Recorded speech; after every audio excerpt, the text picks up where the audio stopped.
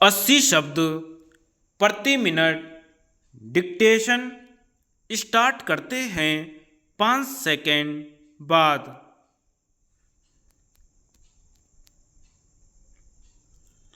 सभापति महोदय, अब मैं आर्थिक मामलों पर आना चाहता हूँ।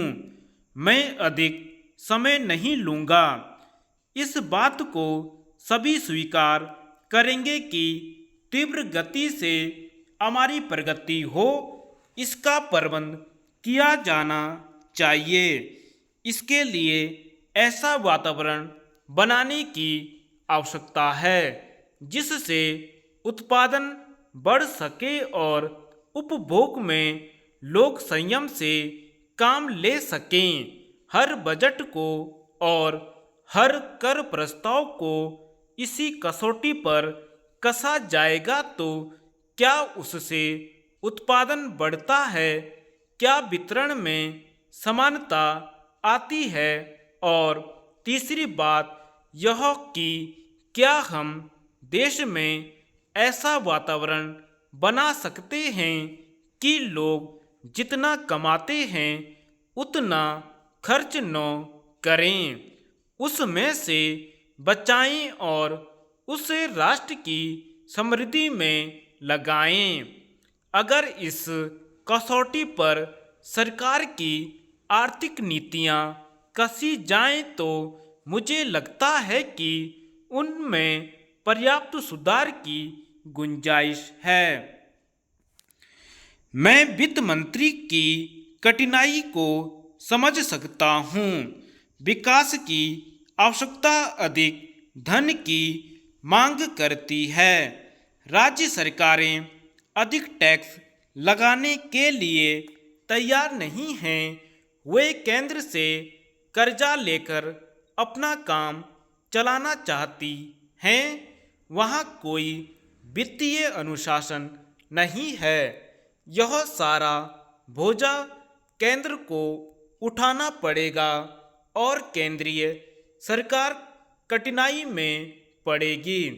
इसलिए मैं समझता और इस सुझाव को दोहराना चाहता हूँ कि राज्यों को इस संबंध में निर्देश दिया जाना चाहिए। संविधान के अंतर्गत केंद्र इन राज्यों को भी निर्देश दे सकता है कि वह अपने साधनों के अंतर्गत अपने खर्च को चलाएं। केंद्र के कर्जे पर उन्हें निर्भर नहीं रहना चाहिए। विशेष परिस्थितियों में कर्जा दिया जा सकता है, लेकिन कर्जा लेकर ही अपना काम चलाना यह उनका स्वभाव नहीं बनना चाहिए। अपवाद रूप में कर्जा लेकर वह किसी विशेष परिस्थिति का सामना करने के लिए ही प्रस्तुत हो तो उसका विरोध नहीं किया जा सकता।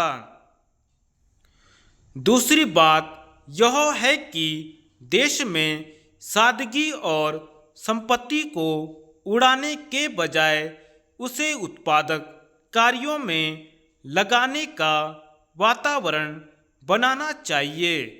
मैं नहीं जानता वित्त मंत्री महोदय इससे कहाँ तक सहमत होंगे, लेकिन आज देश में समाजवाद की चर्चा बहुत होती है।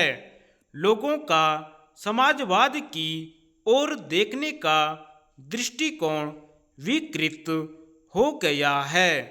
लोग हमें क्या मिलता है इस ओर ज़्यादा ध्यान देते हैं।